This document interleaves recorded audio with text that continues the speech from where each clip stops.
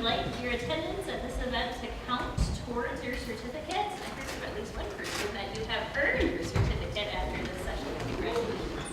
Please just sign in. I will pass this around. I also just want to give you some reminders. Our last workshop of the semester is actually coming up tomorrow, our STEM roundtable discussions. Discussions about how we can build inclusive practices into our work as social and natural scientists. This is formatted as a roundtable discussion, so it really gives us some room for discussion and mutual sharing.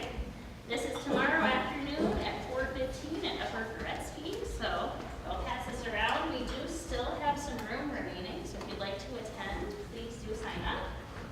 And we are excited about this new announcement. An email will be going out about this soon.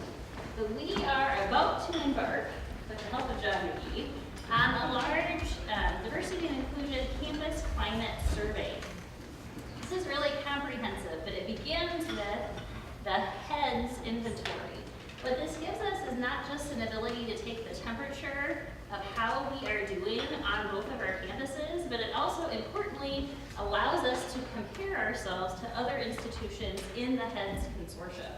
So this is available for faculty, staff, administrators, and students who want as many of you as possible to take 15 minutes to complete this anonymous survey. Please do look for this. This will be coming to your inbox on Wednesday. So starting on December 5th. Please take it. Please encourage others to take it. Again, it will give us really important data for which we can map future interventions. Okay, and now I am very pleased to hand this over first to John McGee, VP of Planning and Strategy at St. Ben's and St. John's, perhaps someone who needs no introduction. And Ted Gordon, Dr. Ted Gordon, who works in FYS and also in the sociology department. Thank you both for joining us today.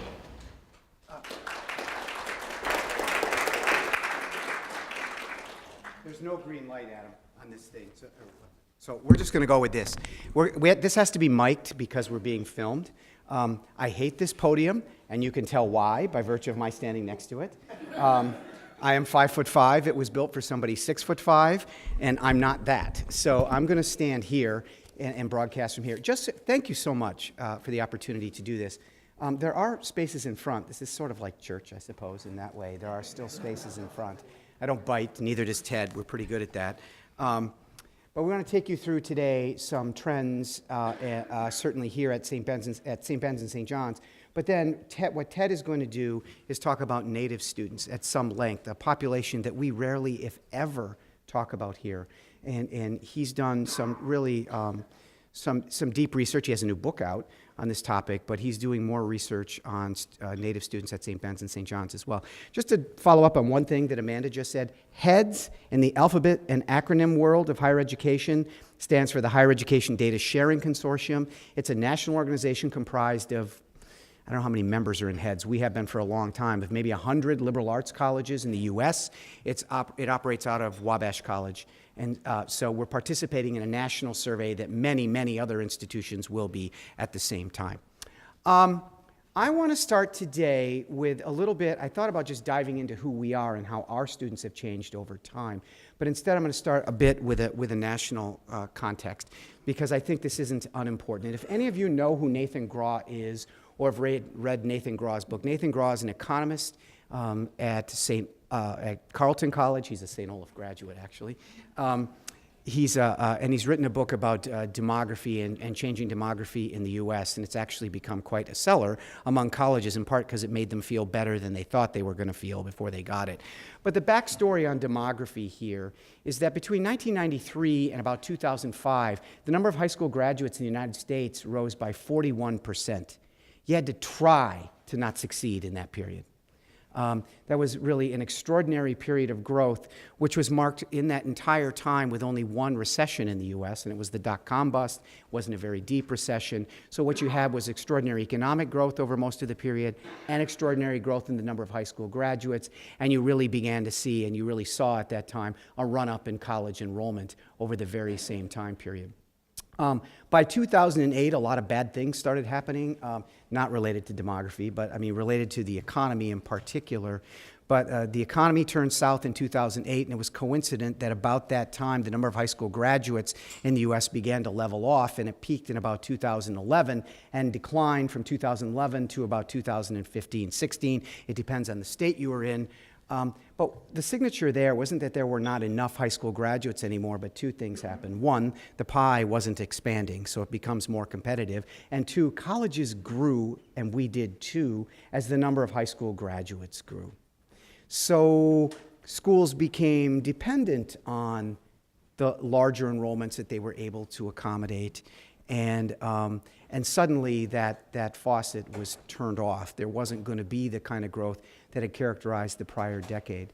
The number of graduates is expected to rise, and it'll bump up in the early 2020s, actually the most in a while, to about 2025, and then it falls. And that doesn't look like that steep a fall, but it is. And the reason enrollment is going to decline after 2025 is because people stopped having babies at the same rate during and after the recession. And in fact, live births in the United States have not recovered at all since the Great Recession.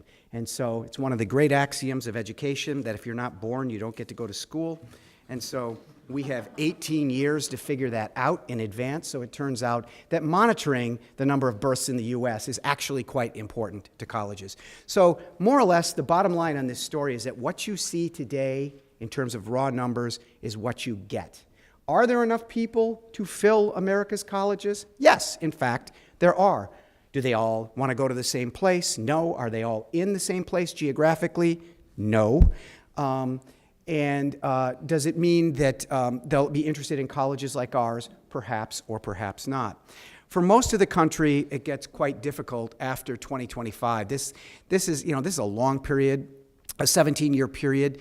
And what that map basically charts is that if it's blue, it's bad. If it's yellow or sort of orangey, it's good in terms of the number of high school graduates or the change in the number of graduates. What's happening in the Northeast is actually close to catastrophic in the Northeast.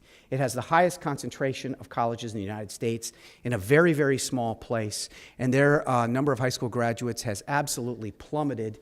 And if you're a big brand institution, probably no problem. They draw from all over the world, not just all over the country. But for small brand institutions, which in fact is most of the institutions in the Northeast, this is particularly compelling because only 16% of all college students travel more than 500 miles from bedroom to dorm room. And that's been true for a very, very long time. This idea that college students are footloose and fancy-free and willing to go wherever to get away from their parents is in fact not true. Most kids want to be within a day's drive of their parents, and they make choices that way, and most parents want their kids within a day's drive of them, however you want to characterize that. 50% of all college students nationally travel less than 100 miles from home to college. So regional trends, in fact, matter. With the exception, perhaps, of Texas, Washington, and Colorado on the orangey states, seriously, nobody lives in North Dakota and South Dakota. So those are big rates of change in those states, but it's pretty easy to go from 10 to 15. I mean, it's not quite like that, but it's not that far off. But that those states, the Mountain West states, by and large, are not going to resurrect enrollment for most institutions because they're low population states to start with. Texas, however, is notable in a lot of ways. I still think, however, that there will be enough students to fill our classrooms. However, the who's matter at least as much or more than the how manys. And the U.S. population is changing and changing rapidly and has been for a very long time. Between 2005 and 2015, the number of American students, the number of graduates, high school graduates of color in the U.S. rose by 50%. The number of white high school graduates fell by 5%. Between 2015 and 2025, the number of graduates of color will rise by an additional 22%, while the number of white graduates will fall by an additional 6%.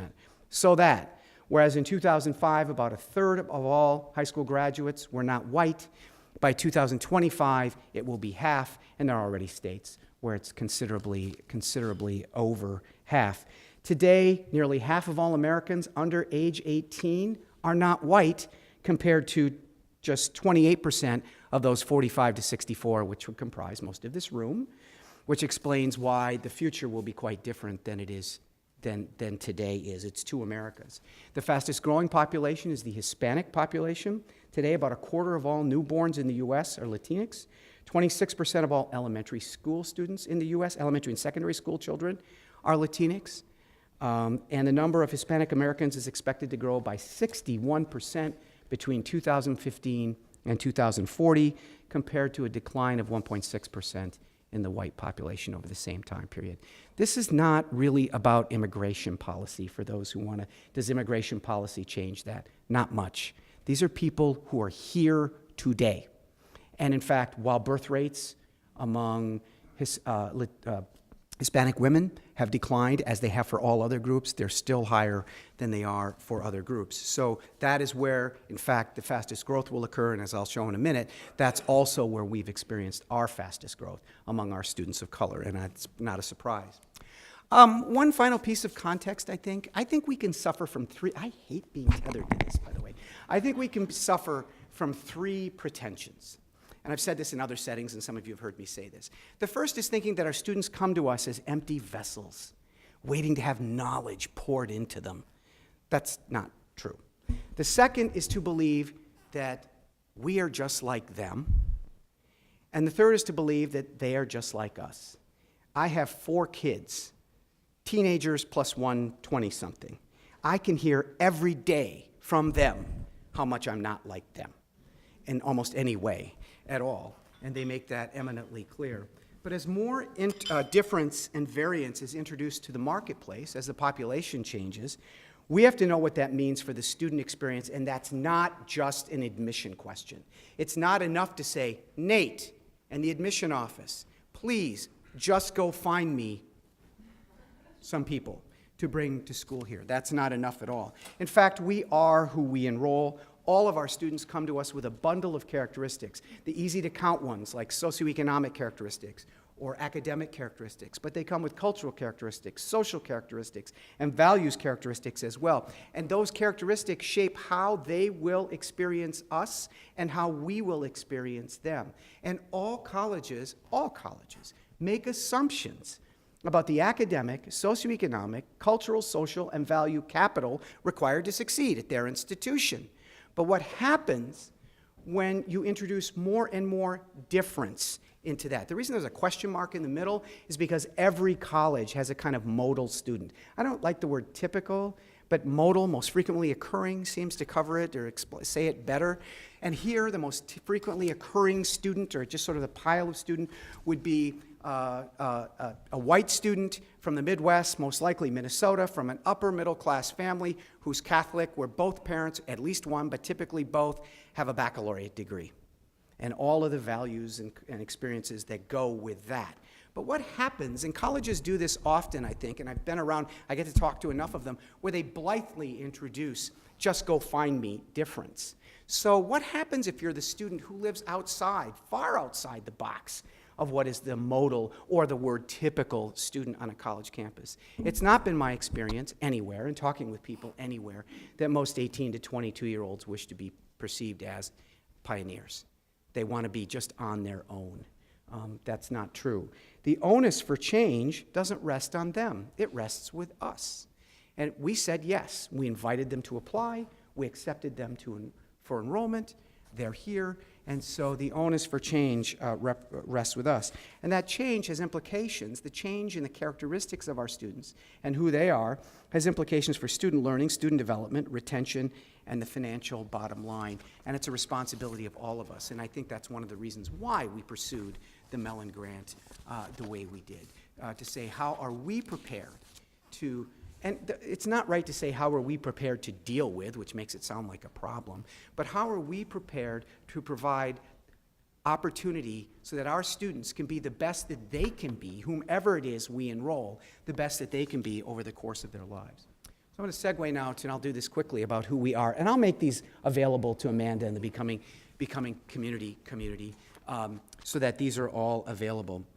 Over time, just in the last, since 2010, we are nominally less dependent on the Midwest, but still, our primary market, we principally draw students from the Midwest, and even of that, it's principally Minnesota. This fall, among our new entering students, 74% at St. John's came from Minnesota, 77% at St. Ben's, and of those who are from Minnesota, about 60 to 65% in any given year are coming from the 7-county Twin Cities metropolitan area.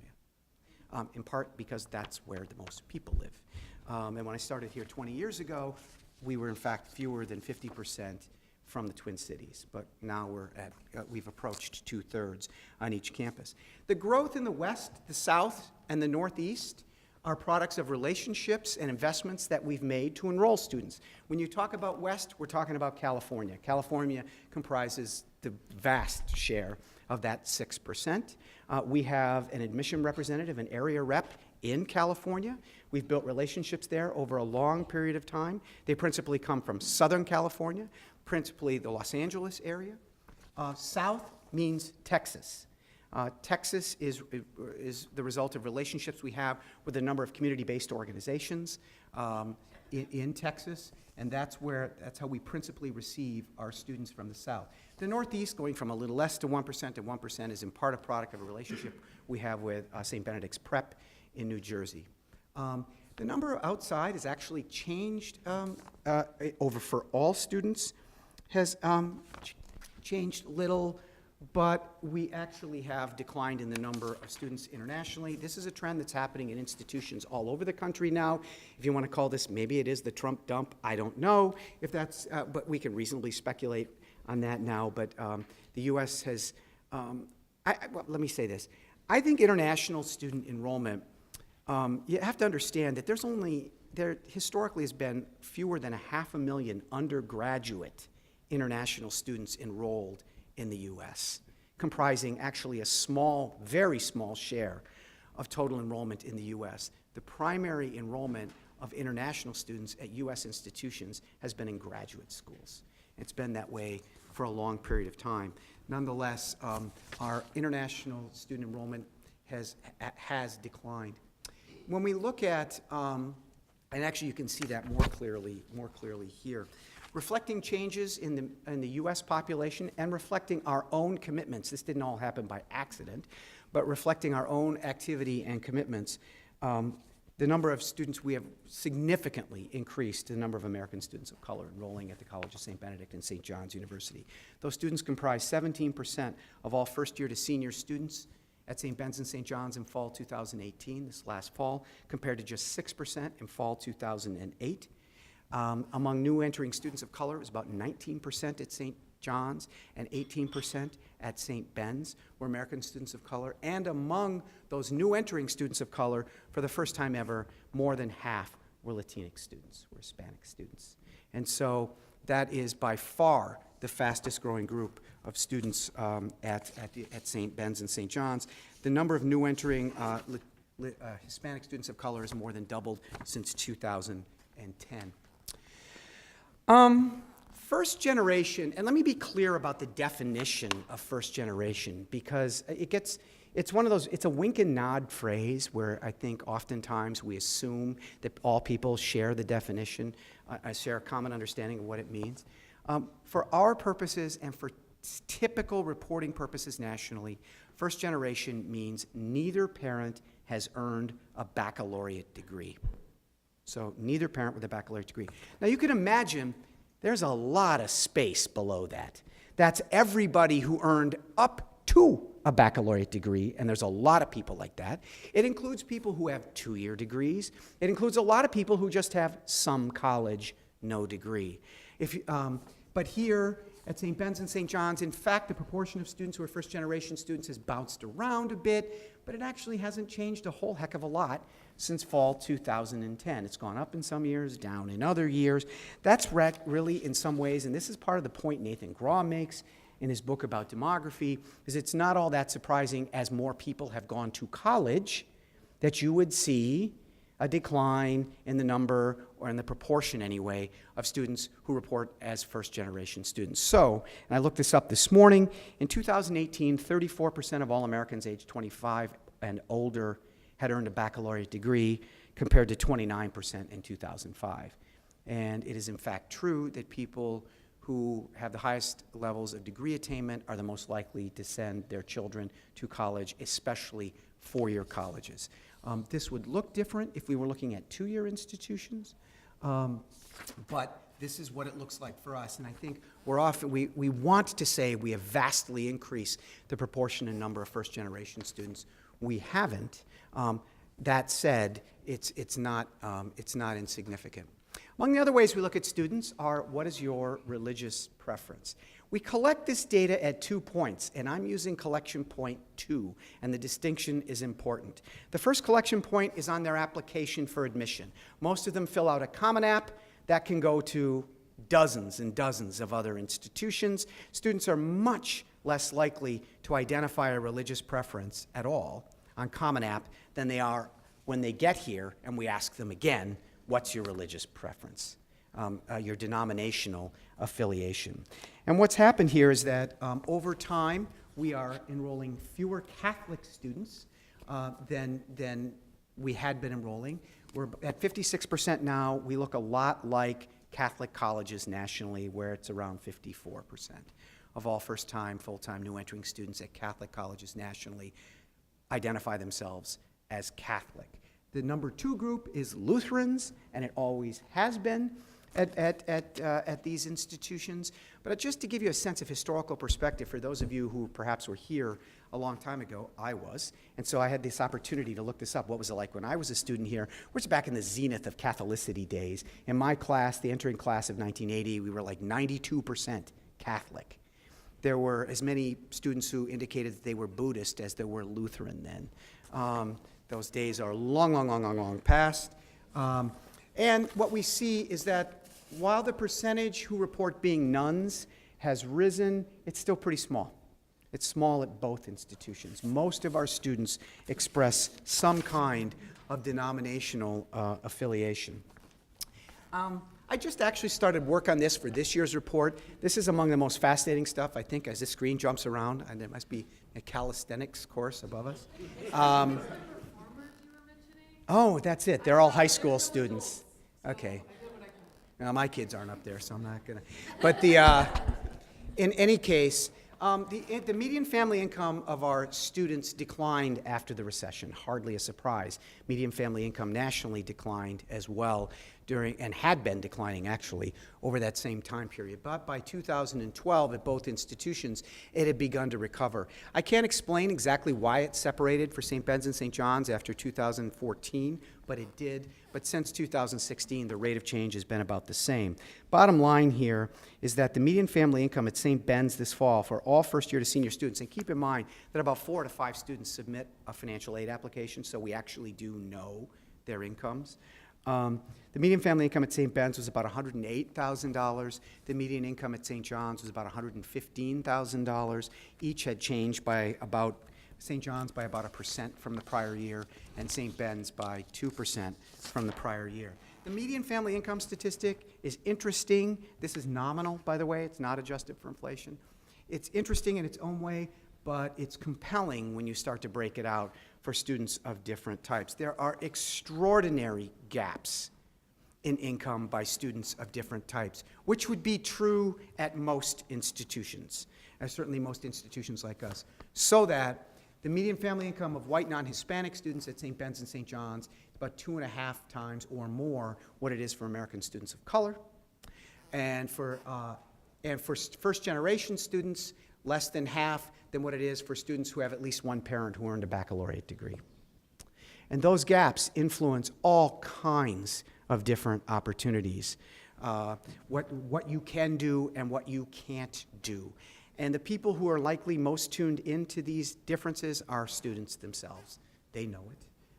They experience it among themselves. But those gaps are really quite extraordinary, and there's something that we do have to pay attention to. When you ask students about what their expectations are, these are new students this fall, They are complex people. They're very complex people, and they're not linear. I mean, the theory of transitivity does not work so well for 18-year-olds. A is greater than B is greater than C, but sometimes A is not greater than C for them. So when you ask them, how important was it to attend a place that's essentially racially and ethnically diverse, or understanding people whose race or ethnicity is different than your own, only 22% describe that as a very important college outcome. But 56% describe it as an essential life objective. Now, what the heck? That means somebody said it wasn't very important as a college objective, but said it was very important as a life objective. About 6 in 10 said they frequently socialized with people whose race or ethnicity was different than their own during their last year in high school, but 77% say that they expect to do that when they're here. And when you ask them, this is just about understanding other cultures, 61% said that improving their understanding of other cultures was a very important or essential life objective. They float around a bit, in part because these are not necessarily, it depends on who you are, whether these are top of mind at the point that you're trying to make a collegiate decision. And it turns out you ask one question, and 2.5 minutes later, they get to a different question on the survey, and they answer it entirely differently. We also ask, and I think this is important. Sure. Have you broken that out by white students? Yeah, I will. I have it. I can. It's really easy to do, and I have it all because. I think the numbers might look different. Oh, sure. Well, I know. I've done it in the past, and they look a lot different for students, and especially for the new entering student survey. It's a required orientation activity. You don't have to fill the survey out. But so we get about 95% of the class filling the survey out, so we really know a lot about the class. It's harder when they're seniors.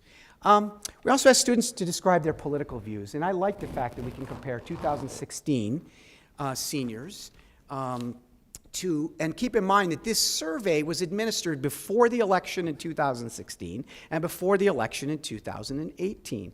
But what's happened since then is that among senior classes, St. Ben's has more students indicating that they are describing themselves as liberal. St. John's has fewer. St. Ben's has fewer students describing, somewhat fewer, students describing themselves as conservative, while St. John's has more.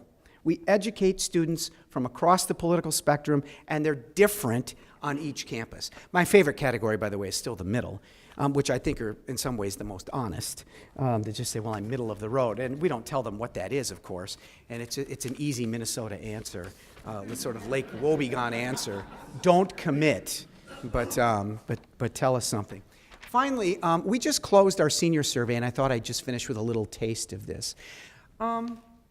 We ask a suite of questions to seniors about, how engaged students are with each other, and with each other by different kinds of characteristics. The best of these is that almost 2/3 of students say that they agree or strongly agree that students here whose economic background is different than their own actively engage with each other. The rest are all less than half. There is plenty of room for improvement here. About 8 in 10 seniors this year, which is actually lower than in prior years, selected the adjective community as a word that characterizes St. Ben's, St. John's, though only 35% selected the word inclusive as a word to characterize St. Ben's and St. John's. 87% of seniors this year described themselves as open-minded. 80% said they found a community to which I belong.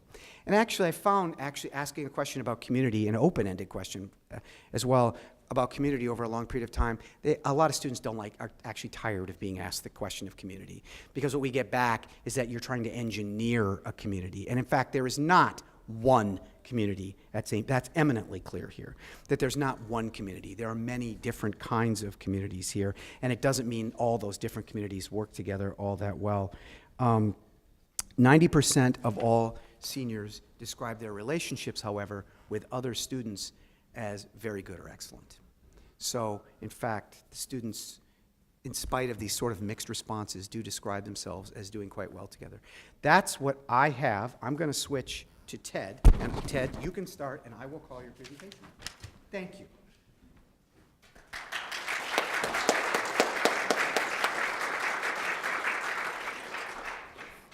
You're on.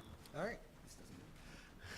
I want to thank all of you for coming here. I want to thank the Mellon Committee for asking me to come and speak. What I have to share here is some results of some ongoing research that I've been doing that's been sponsored by the Mellon Grant, where what my research is doing is looking at the experiences of Native students that we have on our campuses today, looking at the experiences of Native students that we've had on our campuses in the past, in order to find ways to better serve the Native students that we have right now.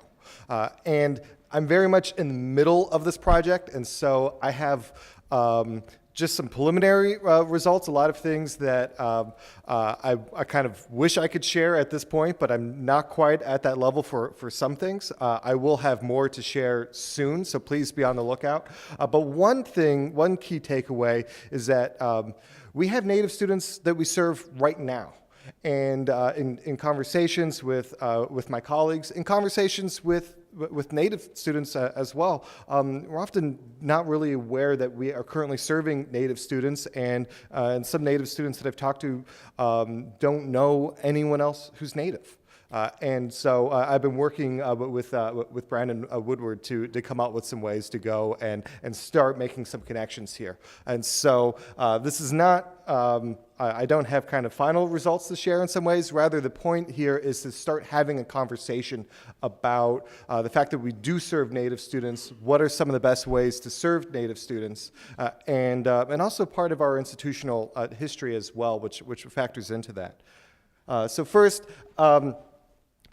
this chart here shows the percentage of students who identify as Native, and I have to thank John McGee for sharing this data with us. In red is the percentage of students at St. Ben's. In blue are the students at St. John's. Purple is St. Ben's and St. John's combined. Black is Minnesota private colleges, and I've got about 30 years worth of data here. The important trend that I want everyone to see here is, on the one hand, you could see the numbers range between 0 and about 1%. But if you look at the trends here, you could see that for St. Ben's and St. John's, historically, from about 1989 to 2009, we had fewer students who identified as Native than Minnesota private colleges. But then about 2010, those numbers jump way up. So we currently serve more students who identify as Native than the typical Minnesota private college. But their trend line actually goes down a little bit. I was looking at some of this data with John McGee and asked, you know a little bit more about this than I do? What do you think is going on here? And he said that this is not necessarily the result of intentionally trying to recruit more Native students. Rather, about that time, around 2009, 2010, there were increased efforts to recruit students of color. And so those efforts probably then also led to an increased number of students who identify as Native. And so that's how we get to where we are today. So as a percentage right here, if we look at both campuses right now, we're looking at about 0.8% of students who identify as Native. On the one hand, some people may look at that and think, well, gee, that's not a lot. I can tell you the current numbers for this year is it's 23 students. Last year it was 28 students. On the one hand, it may not look like a lot. On the other hand, I'm telling you in conversations I've had with Native students, and I share with them that there are other Native students here. Often the result, what they'll say to me is, wow, I thought I was the only one. The other thing to keep in mind as well is that if you are in a position where you regularly interact with students as a faculty or a staff member, then for about every 150 students you interact with, at least one of them will probably identify as Native. And so if you've been here kind of any length of time interacting with students, you've probably served Native students. But in the conversations I've had with Native students, they could be very particular and careful and guarded in some cases about who they share their identity with. So they may say, as some professors know, maybe no professors know, maybe their roommate knows, maybe nobody knows. And so you very likely have already been interacting with Native students, students who identify as Native. You just may not have recognized them or known that they have that identity. What's also important to keep it in mind as well when thinking about the Native students that we're serving is that nationwide there's some pretty concerning trends when it comes to Native American education, especially in college. You have the highest dropout among any ethnic or racial group is among Native students. Formal education attainment is really pretty low, and part of the reason why is historical. And that's because this is a part of American history that many non-Native people are not familiar with. Native people are very familiar, intimately familiar with this history. But there was about a 100-year time period where it was the policy of the federal government to try to disassemble or get rid of Native communities by separating families and taking children from their parents. And this was seen at the time, starting in the late 1800s, this was seen at the time as a more humane approach to using the military to remove Native people from their lands. The view here was that if they could take Native children out of their homes and send them to boarding schools where they would be taught that their culture was wrong and that they should adopt American culture and Christianity, then they would assimilate into a Euro-American culture, and then that would then break the ties here so that Native communities would no longer exist. So this was in place for a 100-year period, where this was the federal policy. Kind of the slogan and banner that this ran under by an Army general who first developed this, his name was Pratt. He called this approach, "Kill the Indian, save the man." And really, on the one hand, this did not reach its intended goal. In many ways, it had kind of the opposite effect of strengthening many Native communities. On the other hand, it caused a lot of trauma, especially the act of removing children from their parents for generations. And it's something that many Americans are unfamiliar with. And it's a part of the piece for when we're looking at the challenges that Native students face. Is that when I think about my upbringing and what education meant to my family, and this might be the same for many of you perhaps, that education was always an opportunity to be empowered. And whether it be to empower myself or my community, that many of us, come to education with, with a family and a history of education as something that's can lift you up. While for many Native families, education was actually used as kind of a form of violence, really, as a way to try to take their community and identity away from them. And so that it's not across the board by any means that is how all Native people think about education, but it's part of the piece for why you have such low attainment in many cases for Native students. And it's important as well to keep in mind that this is part of our own history as well. St. John's Abbey operated what was referred to as an industrial school. This was a separate boarding school that was for Native children. It's from 1884 to 1896. At its max, it had 150 students. The same at St. Ben's. For that same period, it was 100 students. So combined, during this time period, there were 250 Native students on these campuses.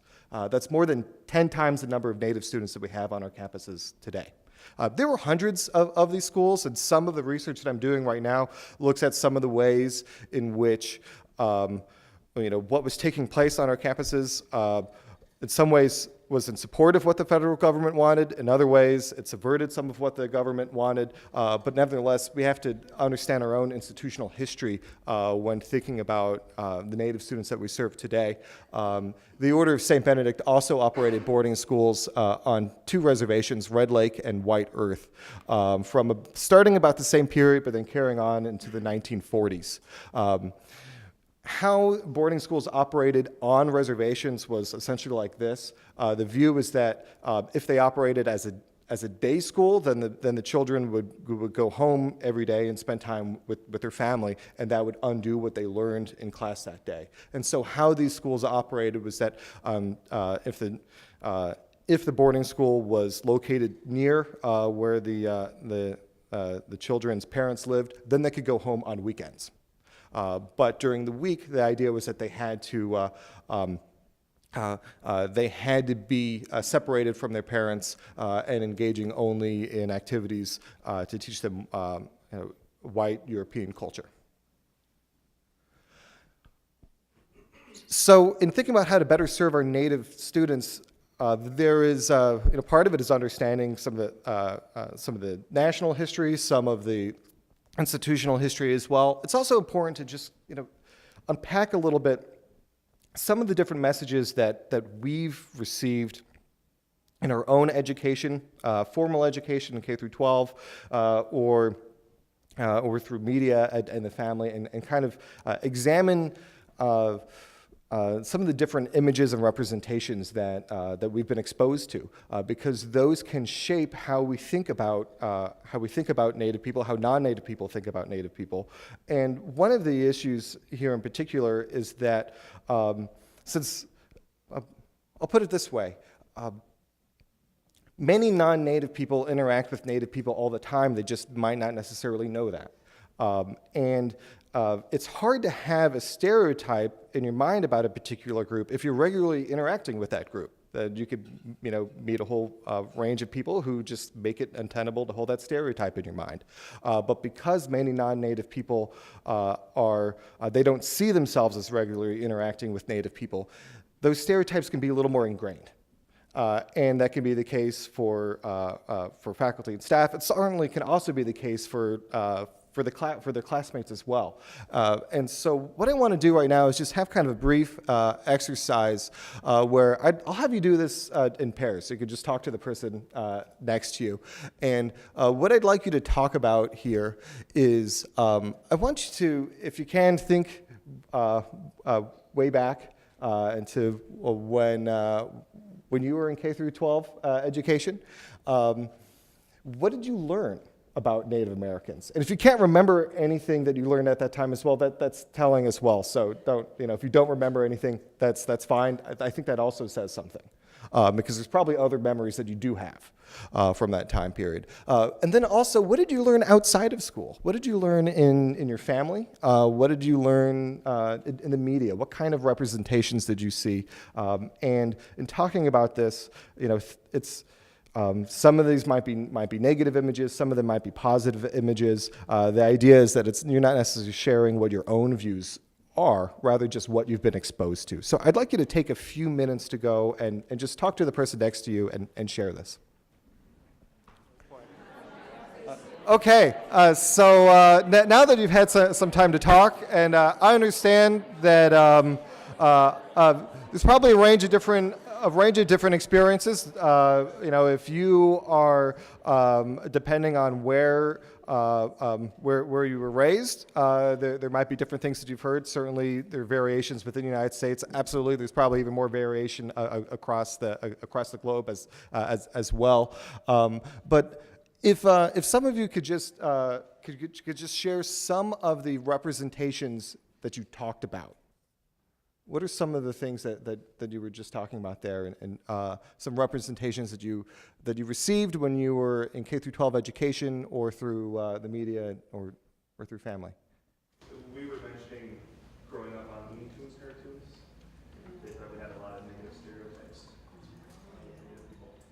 And in those Looney Tunes cartoons, I'm familiar with exactly what you're talking about here. How were Native people portrayed? Well, mostly it was just the stereotypes. The one that pops into my head is a native chief, I think, smoking a cigar, using stereotypical big chief words. And that's what, I just remember that being standard. Like a really simplistic way of speaking, and there was a fair amount of cartoonish violence as well, as if kind of the violence that occurred against Native people was some kind of a joke or something that wasn't serious. Thank you for sharing that. What else? I went to school in Winona, and so in school itself, there would be more battles and learn about Sacagawea every year, I think. So that one person. But yet somehow I picked up on outside of school the legends of Winona, having native grounds, having legends or stories about the area. Interesting. And so you were kind of getting two different messages in your childhood there. One, maybe just kind of a textbook and limited history that maybe talked about one or two main figures of Native American history, but without really focusing on the local place where you were. While outside of school, you were getting more and things that were richer and acknowledged that was native land. Thank you. What else? I think I was intrigued as I was sitting back thinking about what do I remember that I don't think I necessarily remember any Native American history. I remember some history that included Native Americans, right? You know, I mean, even we talked about Sacagawea, yeah, that's Lewis and Clark, and Sacagawea was a nice helper that came along, right? We're not learning about her, we're learning about the others. So just realizing that any Native American history that I feel like I've learned has just been that their accompaniment to a white European.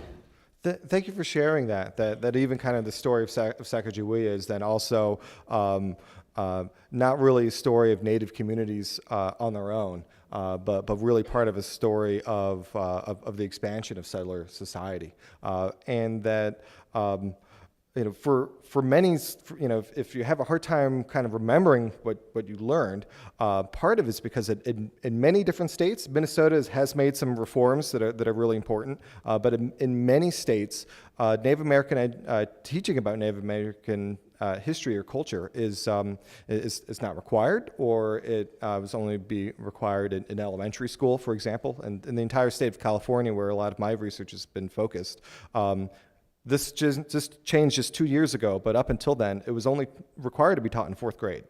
So that's why, if I'm asking you to remember some things and thinking I don't remember anything, well, if you only got it in 4th grade, what are the odds that you remember anything from that? What else? Anything else that you'd like to share? I was in 3rd and 4th grade when Yes and Quote Wolves came out. So I saw outside school a lot of the noble savage imagery, which at the time and growing up I thought was really positive, but looking back, like that's still really no representation. Thank you for sharing that. In terms of the media, I mean, you do see a big shift that starts to happen in film, in particular.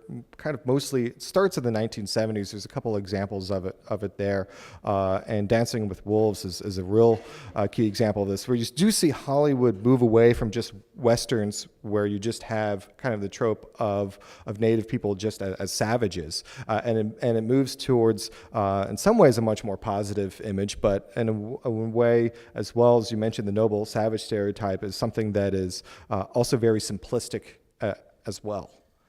Anything else?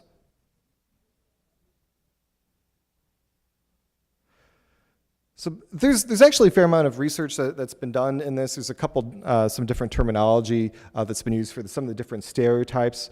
Kind of the oldest image, and this is probably what you see. You see this in old westerns. You may also see this in some of the Looney Tunes things as well, and in Disney. Is this stereotype just of Native people as savages, and that they need to be eliminated or contained, that they're uncompatible with civilization, and so that's a very old image. You do start to see.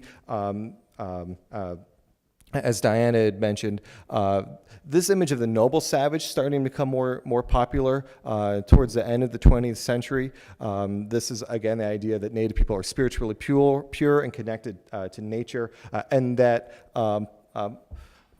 for each of these stereotypes, they all serve a certain kind of function and purpose. It's not necessarily a function or purpose in any means to serve Native people, but rather to serve some of the different kinds of interests for non-Natives. And so part of this noble savage one, and why on the one hand it can look like it's positive on its surface, on the other hand it's simplistic, but it also positions Native people as saviors for non-Natives. Where if a non-native person wants to know how to not live a materialistic life and how to be more spiritual, then you need to go and seek out a native person to be able to do that. And so that kind of lays the responsibility on natives. This terminology here for these next two, the tragic savage and freebie savage, these are terms that Darlene St. Clair, who is a Dakota woman and a Native American Studies professor at St. Cloud State, she shared this terminology with me, and I think it really captures some of these different stereotypes. A common one today is this view of what she calls a tragic savage. That is that Native people are doomed to extinction, poverty, or alcoholism, and the idea is that this is sad, but it's unstoppable. There's really kind of nothing to do about it, and that becomes the predominant view that people think of Native communities. And then there also is this view that's becoming more common lately as well, which is that it's what Darlene St. Clair calls kind of the freebie savage, that they get free stuff, that they have special rights, and that's unfair to non-natives. We see this in Minnesota, especially around the discourse of fishing, but across the country, it also has a lot to, we see this a lot in the context of talking about tribal casinos and gambling. That's kind of an area of my research has looked a lot into those stereotypes and how they form. So one of the things that we could do is just to be kind of aware of these stereotypes. You might be thinking critically and think, well, I've heard this stuff, but and I know what I learned is inaccurate or problematic, but keep in mind as well that a lot of people have not thought critically about this, and it's being reinforced in the media all the time. And these changes that have happened in schools' curriculum, where they exist at all, are very recent. And so a lot of students we have now, these are the messages that they're getting. And that might be how they're thinking about Native people, and they may not realize that they have classmates who identify as Native. What I want to talk about now are the tribal governments that are in Minnesota. There are many tribal communities within Minnesota. There's a large Native presence in the Twin Cities, but I want to just kind of clear out some of the terminology here. When people talk about reservations, the actual status of reservation land is that they are tribal governments that our federal government recognizes in total 567 separate tribal governments across the United States, which is a lot. Right. Each one, all 557, has its own government. They have many different structures, tribal councils. Many of them have their own court system, their own legislatures, their own governments, and on their reservation land, they can impose their own laws. In some ways, the level of self-government they have is in some ways equivalent to that of a state government. Which is why reservations, if they choose to, some tribal governments, if they choose to, can legalize gambling because they have their own governments and they can go and pass their own gambling regulations along with other things. In Minnesota, there are 11 federally recognized tribes. 7 of them are Anishinaabe, and you can see them on green on this map, and 4 of them are Dakota. The term Anishinaabe, this is the term that Anishinaabe people use for themselves in their own language. When Europeans started to arrive and interact with them, they gave them a couple different names, including Chippewa and Ojibwe. These terms are used more or less interchangeably. Many Anishinaabe communities use the word Chippewa or Ojibwe to describe themselves. But so if you hear somebody using one of these words, they're not separate groups. This is all the same group here. And you can see there are 7 reservations. The closest one, Mille Lacs, is about if you time it right in terms of traffic, it's about 75 minutes to get there. So it's actually not too far away. Mille Lacs also has 4,000 tribal members as well. I'll talk about tribal enrollment in just a little bit.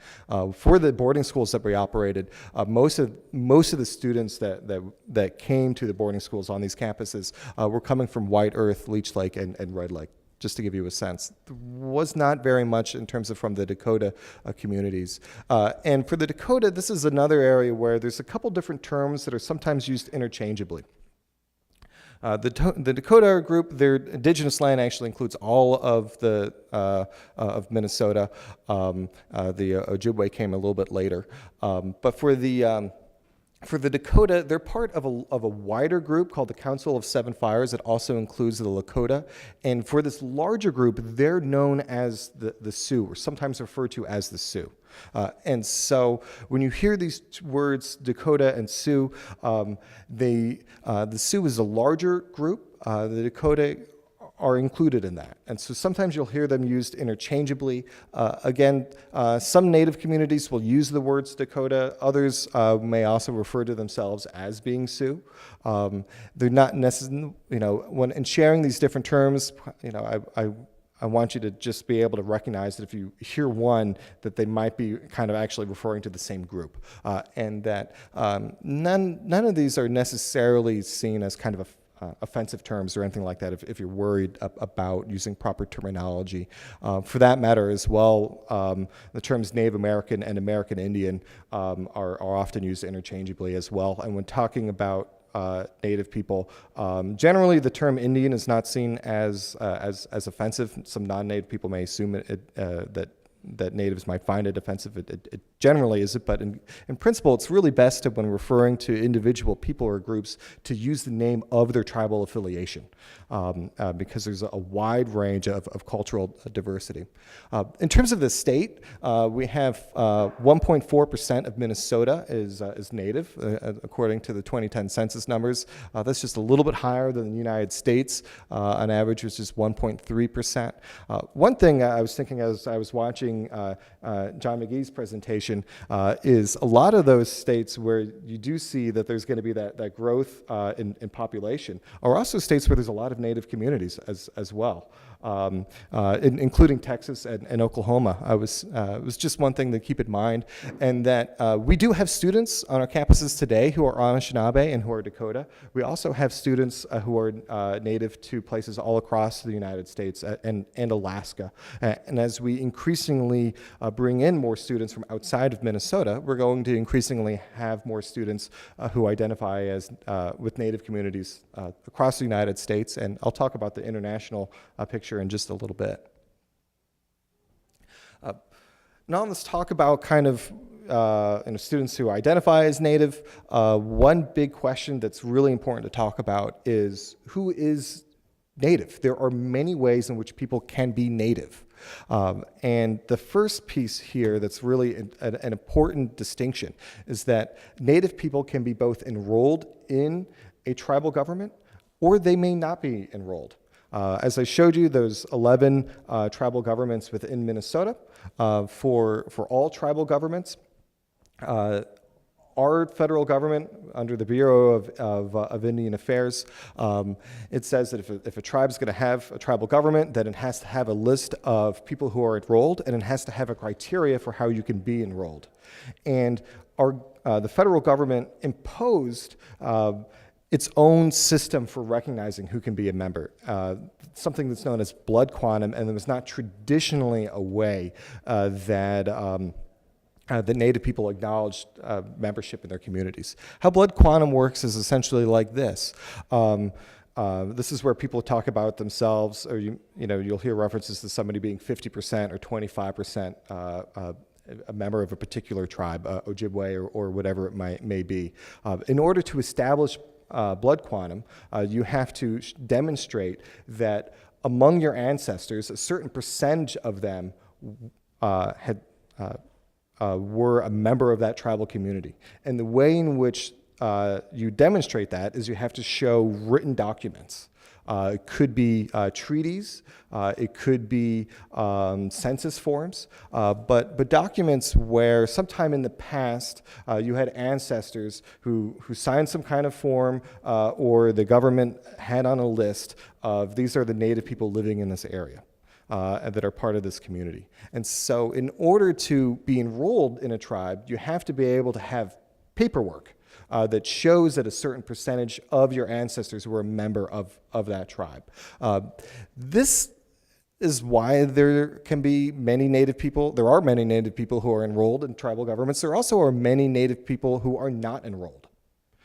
Because if you think about it, because of the history of the United States, its historical treatment, a very unjust and often violent treatment of Native people, there would be good reason for a lot of Native people to, in the past, to not want to sign a treaty, to not want to appear on government documents. The boarding schools were part of that as well, but a lot of Native people were hiding from the federal government. And so if you had ancestors who did not sign these forms, they were Native, they just didn't sign these forms, so you don't have the paperwork, then you are not going to be enrolled. And tribes can set the level of blood quantum, but unfortunately, the federal government is in most cases very insistent that the tribes use that as a measure, even though it's something that's imposed from the outside. So if somebody identifies as Native, they might be enrolled in a tribe, or they might not. That's not a measure of whether or not they're Native. For that matter as well, there's 567 federally recognized Native nations in the United States, but that's not all of the Native communities that exist. And there are many states that have their own state recognized nations. New Jersey has 3, for example. There's no federally recognized tribes in New Jersey, but there are 3 that are state recognized. And there are many Native communities that may have their own not just their own community, they may have their own kind of form of self-government, but they're just not recognized by the federal or state government as well. So people can be a member of those, but not be recognized by the federal government.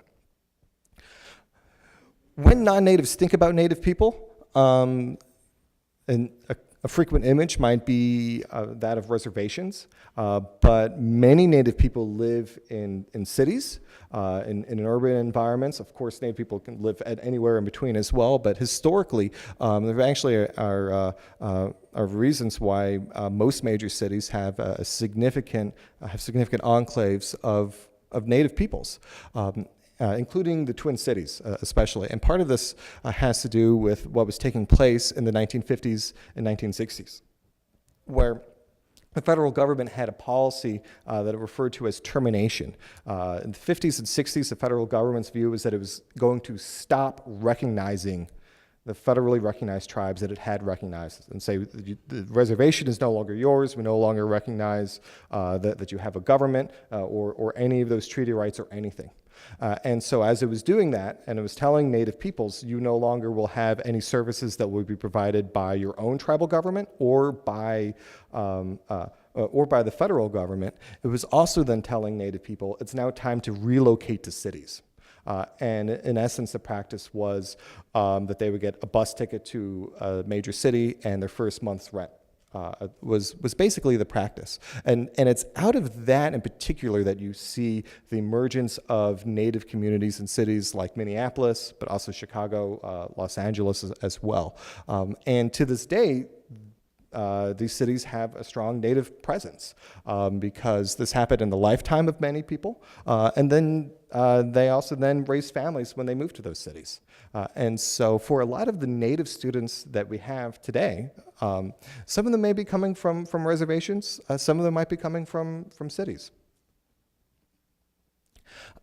It's also important to keep in mind that nation-state boundaries, like the boundary between the United States and Canada or the United States and Mexico, that these were imposed from the outside and literally cutting right through Native communities, which in many cases can cause a lot of problems for those communities, being difficult to get back and forth to see family members. But when it comes to the Native communities in Minnesota, the Anishinaabe and the Dakota, they have communities in Canada as well.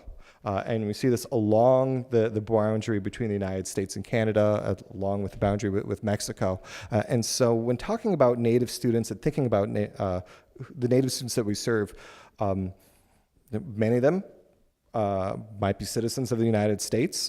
Many students may identify as Native, but may not be from the United States. They might be international, or they may have had ancestors who were elsewhere in North America and migrated to the United States. One thing that I'm increasingly looking at as well in my own in the research I'm doing, is that we have a lot of students who don't necessarily identify as Native. They may identify as Indigenous, and they may identify as Indigenous to especially Mexico or Central America. And so there's actually a fair amount of overlap there, which gets me to my next point here, which is of intersecting identities. Like all communities, most Americans have in their ancestry a wide range of different national and ethnic identities. We have lots of intermarriage that is taking place for most Americans, and the same is true for Native people. Where many Native people have ancestors from many different tribes, but also maybe from many different non-Native groups, European groups, African, Hispanic, for example. And sometimes there's a view among non-Natives that you can't be both Native and something else, which is not really a view that people have for other groups necessarily, but it is something here where people think, how could somebody be Ojibwe and French, or Dakota and German? You can only be Native or not Native, when that's in fact really not the reality. Their lived experience for many people, including many of our students, who may have ancestry from different parts of Europe or elsewhere in the world, Latin America, as I said, and also Native ancestry. And their own lived experience may be having in a family, in holidays and things, where they may do some things that are Native, and they may do some things that are Italian, or you name it. So it's important to keep those in mind, as well as that because of this legacy of boarding schools, there are some cases, all too often, where there are some Native parents and grandparents who, because of their experiences in these boarding schools, don't necessarily feel comfortable sharing their identity with their children. And so that's something else that can be common, would be somebody who identifies as Native. But and said, yeah, but my mother or my grandfather doesn't talk about it. And that might be because of what they experienced at these boarding schools. So what can we best do to serve our Native students? Again, part of my research is actually getting a list of recommendations from our Native students that I hope to share with you very soon. I don't have that yet. But there's some things that we can do here, and it actually turns out that they're all basically good ways to serve all of our students as well. But the first thing here is here is an assumption that I'll tell you that you should be making. Assume that any student or person could be Native. When you're interacting with students or whoever, assume that some of the people who you're interacting with could be Native. And so don't say or do anything that you wouldn't do in front of a Native person. It seems simple enough, but honestly, because we often I'm speaking as a non-Native person here, we may sometimes assume that there aren't Native people around or among us, that we may feel more inclined to say things that we wouldn't want to say if a Native person was present. Again, this is actually just a general good rule of thumb for just being a good person, I think. But it's it's really important in this context. Don't expect Native students to know or to want to share knowledge about their culture. They may not know much about their own culture. They certainly might not know about other Native cultures, and I know of some examples of students. The professor will know that they're Native, and then they'll ask them about some other group that they know nothing about, which is, not appropriate. But they may also not know much about their own culture. Maybe they do, maybe they don't. But they might know that they're Native, but as I was saying a moment ago, because of the history of these boarding schools, they might not know much about their own ancestry. Their parents maybe didn't pass that information along. They also may not want to share or talk about their culture or experiences. They might know things, they just might not want to talk about it. So you don't want to assume that they would want to talk about it. And they also might not want to speak for the experience of other Native people. Again, this is just general things that are probably good for everyone and for serving all students better. And then lastly here is just to think critically about the texts, if you're a professor, the things that you assign, but also just, what are the things that you're consuming in the media? Think critically about these stereotypes. We talked about this one of the savage.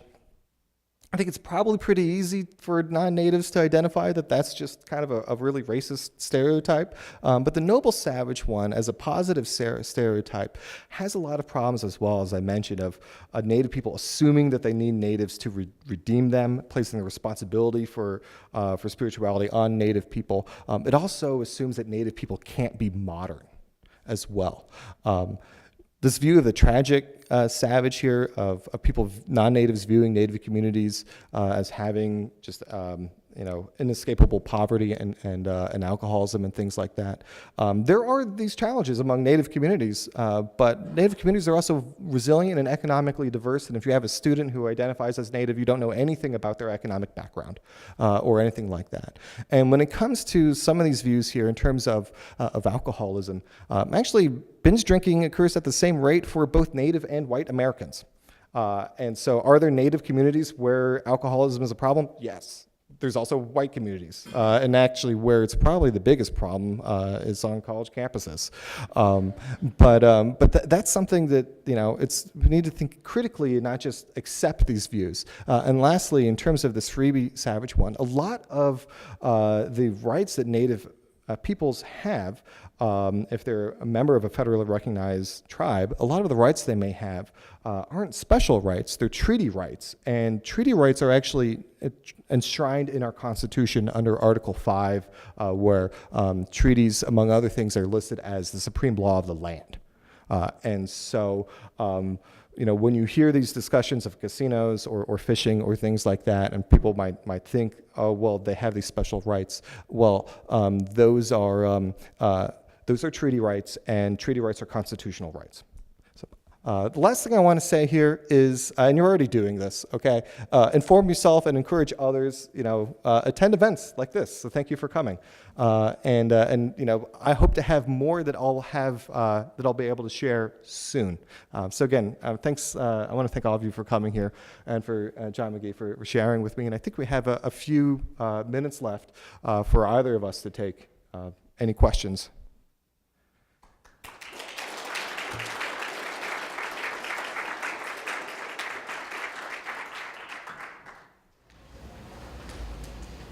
I'm curious, based on how many Native students we have versus Hmong students. And I know our Hmong students have a really strong student group, and if our Native students end up finding that with each other, or if there's enough difference within them that that's not as group feeling for them. That's like part one.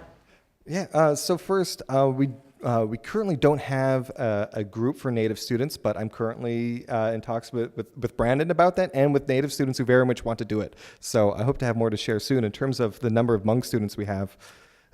We don't actually, our students are in broad categories, so, it's in the category of how many of them identify as Asian. And so we use census definitions, broad census definitions to do that. I don't know.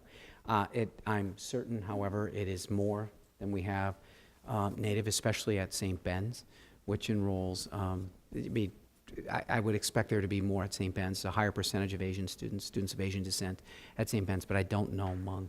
And we actually we can't tell in sort of the standard data we collect to drill into particular ethnicities well at all. I mean, they're the broad categories that you would generally see reported almost any place publicly.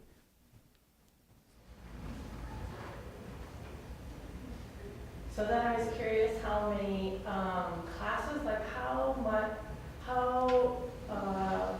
much presence in our curriculum do we have, is Native American history or text or otherwise included?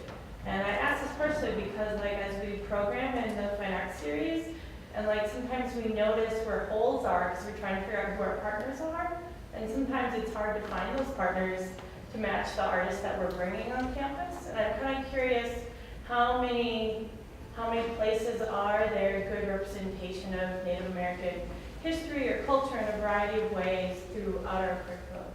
Are you a good person?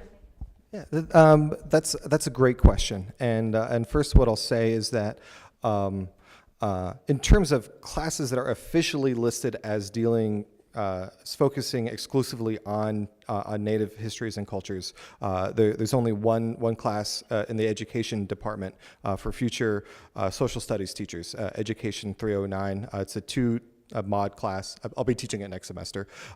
That's the only class that we have that's officially focused on issues for native for cultures native to the United States. There are other classes that may look at Native peoples elsewhere, but I will also say, and it's something that I really want to look much further into, is we do have a lot of I know I have a lot of colleagues that choose to go and include Native perspectives and content in their classes. I know I have many colleagues that are doing that, and one thing I'd like to do eventually would be to actually do some kind of a survey and actually see where are these classes. And part of that would then be so that Native students or non-Native students who want to know, they can go and identify, okay, well, here are classes where I know there's going to be some of this content that's going to be covered. But that's the current status here. Thank you.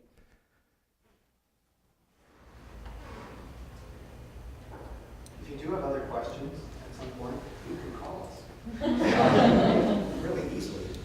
And I guess I'll speak for myself on this because I'm going to help Ted with this. If you want to drill in deeper on some of the caps, the ones I laid out, which are by necessity and time, at about 45,000 feet, we can do that. And there's a lot we can learn about our students. It has a bit of a drinking from a fire hose quality. So if you have a focused question, we have an awful lot of ways that we can learn.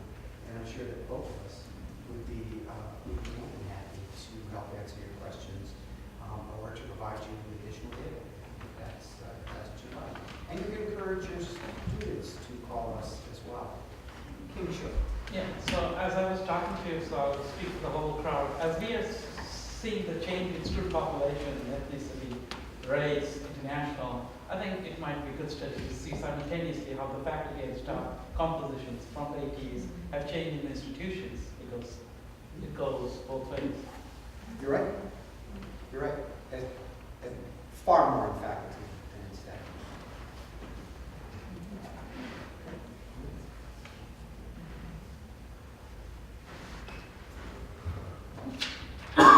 Thank you all very much. You're going to get an email.